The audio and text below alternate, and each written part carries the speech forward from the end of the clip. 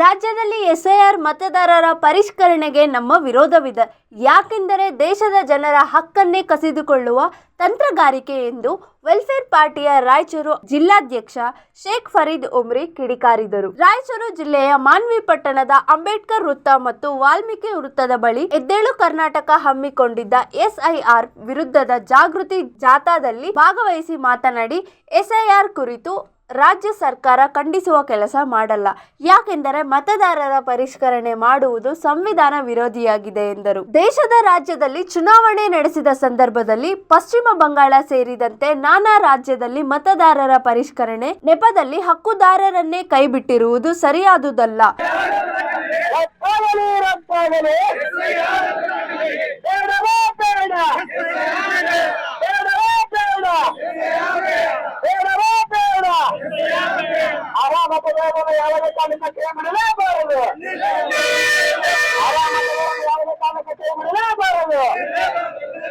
ಅಲ್ಪಸಂಖ್ಯಾತರ ವಿರೋಧಿ ಎಸ್ಐಆರ್ಗೆ ಧಿಕ್ಕಾರ, ಅಲ್ಪಸಂಖ್ಯಾತರ ವಿರೋಧಿ ಎಸ್ಐಆರ್ಗೆ ಧಿಕ್ಕಾರ, ಎಸ್ಐಆರ್ ವಿರೋಧಿ ಜನಜಾಗೃತಿ ಜಾಥಾಕ್ಕೆ ಜಯವಾಗಲಿ. ಈಗಾಗಲೇ ಬೀದರ್ ಜಿಲ್ಲೆಯಿಂದ ಗುಲ್ಬರ್ಗ, ಯಾದಗಿರಿ, ಶಾಪುರ್ ಮತ್ತು ರಾಯಚೂರು ಮುಖಾಂತರ ಒಂದು ಜನಜಾಗೃತಿ ಜಾಥಾ ಅಂದ್ರೆ ಜನಪರ ಹೋರಾಟಗಾರರೆಲ್ಲ ಸೇರಿ ಈ ಕೇಂದ್ರ ಸರ್ಕಾರ ಮತ್ತು ಚುನಾವಣಾ ಆಯೋಗ ಜಂಟಿಯಾಗಿ ನಡೆಸುತ್ತಿರುವಂತಹ ಎಸ್ಐಆರ್ ವಿರೋಧ ಒಂದು ಜನಜಾಗೃತಿ ಕಾರ್ಯಕ್ರಮವನ್ನು ಆಯೋಜಿಸಲಾಗಿದೆ. ಈ ನಿಟ್ಟಿನಲ್ಲಿ ಈ ಒಂದು ಜಾಥಾ ಇವತ್ತು ಮಾನ್ವಿಗೆ ಸಂಜೆ 4:50 ತಲುಪಿದೆ.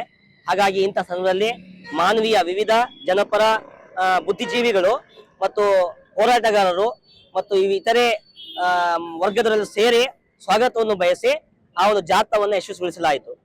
ಈ ಜಾಥಾ ಮುಖ್ಯ ಉದ್ದೇಶ ಏನಂದ್ರೆ, ಸರ್ಕಾರದ ವತಿಯಿಂದ ಏನು ಒಂದು ಚುನಾವಣಾ ಆಯೋಗ ಅದು ಸರ್ಕಾರದ ಅಂದ್ರೆ ಕೇಂದ್ರ ಸರ್ಕಾರದ ಒಂದು ಕೈಗೊಂಬೆಯಾಗಿ ವರ್ತಿಸ್ತಾ ಇದೆ. ಈಗಾಗಲೇ ನಾವು ನೋಡ್ತಾ ಇದ್ದೀವಿ, ಉತ್ತರ ಪ್ರದೇಶ ಇರ್ಬೋದು, ಬಿಹಾರ ಇರ್ಬೋದು, ಪಶ್ಚಿಮ ಬಂಗಾಳ ಇರ್ಬೋದು ಮತ್ತು ಇತರೆ ರಾಜ್ಯಗಳಲ್ಲಿ ಈಗಾಗಲೇ ಸುಮಾರು 13 ಕಡೆ ಅದು ಎಸ್ಐಆರ್ ನಡೆದಿದೆ. ಈ ಎಸ್ಐಆರ್ ಮಾಡಲಿ ಪ್ರತಿ 20 ವರ್ಷಕ್ಕೆ ಹಾಗೆಲ್ಲ ಮಾಡ್ತಾರೆ, ಬಹಳ ಸಂತೋಷ. ಆದ್ರೆ ತೀವ್ರ ಪರಿಷ್ಕರಣೆ ಅನ್ನುವಂತ ಒಂದು ವಿಚಾರ ಅಂದ್ರೆ 2019ರಲ್ಲಿ ಅವರು NRC ಮತ್ತು CA ತರುವ ಸಂದರ್ಭದಲ್ಲಿ ಅವರು ಯಶಸ್ವಿಯಾಗಲು ಸಾಧ್ಯ ಆಗಿಲ್ಲ.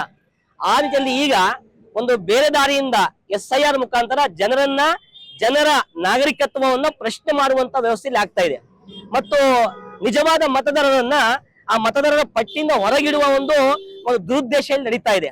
ನೋಡಿ, ಒಂದು ಉದ್ದೇಶ ನಾವು ಹೇಳ್ತಾ ಇದೀವಿ. ಈಗಾಗಲೇ ಬಿಹಾರದಲ್ಲಿ ಪಶ್ಚಿಮದಲ್ಲಿ ಚುನಾವಣೆ ನಡೀತು.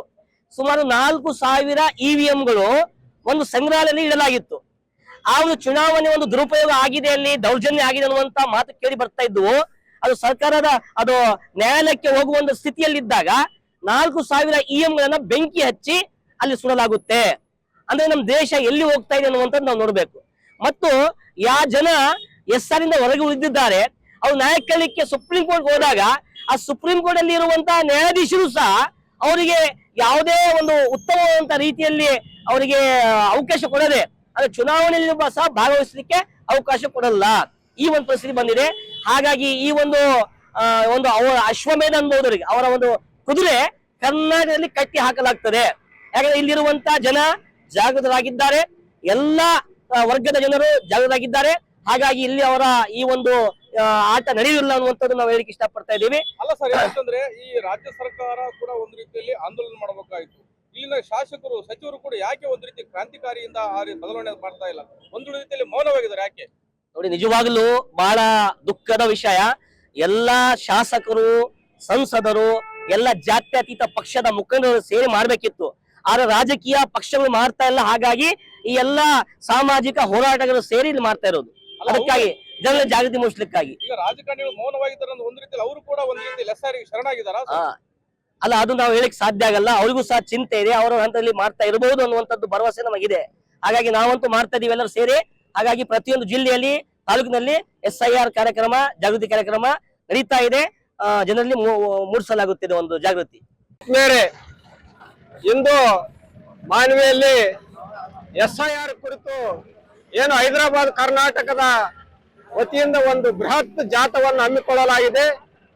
ಇದನ್ನ SIR ಪ್ರತಿರೋಧ ಜಾಥಾ ಅಂತ ಕರಿತಿದ್ದೀವಿ. ಮಾನವಿಯಲ್ಲಿ ಬಹಳ ಯಶಸ್ವಿಯಾಗಿ ಎಲ್ಲಾ ಸಮಾಜದ ಮುಖಂಡರು, ಎಲ್ಲಾ ಸಂಘ ಸಂಸ್ಥೆಗಳು ಎಲ್ಲರೂ ಸೇರಿ ಈ ಜಾಥವನ್ನ ಯಶಸ್ವಿಗೊಳಿಸಿದ್ದಾರೆ.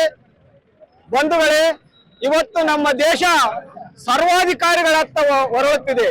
ಸರ್ವಾಧಿಕಾರಿಗಳ ಧೋರಣೆಯತ್ತ ಇವತ್ತು ನಮ್ಮ ಭಾರತ ದೇಶ ಹೋಗುತ್ತದೆ. ಭಾರತ ಒಂದು ಸರ್ವಾಧಿಕಾರಿಗಳ ದೇಶ ಅಲ್ಲ, ಇದು ಪ್ರಜಾಪ್ರಭುತ್ವ ದೇಶ.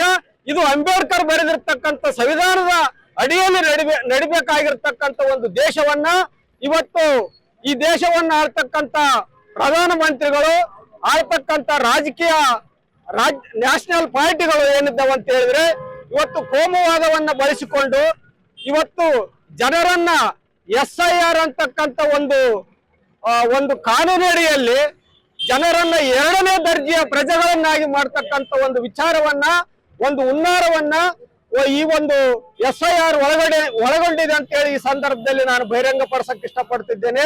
ಇವತ್ತು ಚುನಾವಣೆ ಆಯೋಗ ಮತ್ತೆ ಸುಪ್ರೀಂ ಕೋರ್ಟ್ ಇವೆಲ್ಲ ಸ್ವತಂತ್ರವಾಗಿ ಕಾರ್ಯನಿರ್ವಹಿಸಬೇಕಾಗಿರ್ತಕ್ಕಂಥ ಘಟಕಗಳೇನಿದಾವ ಅವೆಲ್ಲ ಸರ್ಕಾರದ ಕಪಿಮುಷ್ಟಿಯಿಂದ SIR ಅಂತಕ್ಕಂಥ ಒಂದು ಕಾನೂನಡಿಯಲ್ಲಿ ಇವತ್ತು ದಲಿತರಿಗೆ, ಆದಿವಾಸಿಗಳಿಗೆ, ಅಲ್ಪಸಂಖ್ಯಾತರಿಗೆ, ಬಡವರನ್ನ 2ನೇ ದರ್ಜೆಯ ಪ್ರಜೆಗಳನ್ನಾಗಿ, ಅಂದರೆ ಅವರ ಮತದಾನದ ಹಕ್ಕುಗಳನ್ನ ಕಿತ್ತುಕೊಂಡು ಅವ್ರನ್ನ 2ನೇ ದರ್ಜೆಯ ಪ್ರಜೆಗಳನ್ನಾಗಿ ಮಾಡಿ ಈ ದೇಶದಲ್ಲಿ ಅವರಿಗೆ ಕೊಟ್ಟಿರ್ತಕ್ಕಂಥ ಮತದಾನದ ಹಕ್ಕನ್ನು ಕಿತ್ತುಕೊಳ್ತಕ್ಕಂಥ ಒಂದು ಹುನ್ನಾರ.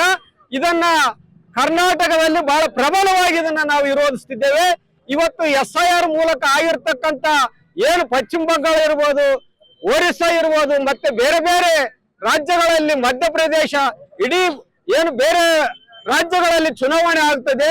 ಆ ಚುನಾವಣೆಯಲ್ಲಿ ಒಂದೊಂದು ರಾಜ್ಯದಲ್ಲಿ 1 ಕೋಟಿ ಜನಸಂಖ್ಯೆ, ಇಡೀ ಭಾರತದಲ್ಲಿ 10-15 ಕೋಟಿ ಜನಸಂಖ್ಯೆಯ ಮತದಾನದ ಹಕ್ಕಿನಿಂದ ಇವರನ್ನು ವಂಚಿಸ್ತಕ್ಕಂಥ ಈ ಕೆಲಸವಾಗಿದೆ. ಆದ ಕಾರಣ ಈ ಒಂದು SIR ಅನ್ನ ಬಹಳ ಪ್ರತಿರೋಧವಾಗಿ ನಾವು ವಿರೋಧಿಸುತ್ತಿದ್ದೇವೆ. ಇದನ್ನ ಸರ್ಕಾರ ರದ್ದುಪಡಿಸಬೇಕಂತೇಳಿ ವರದಿ ಶಫೀಕ್ ಹುಸೇನ್ ಮಾನವಿ.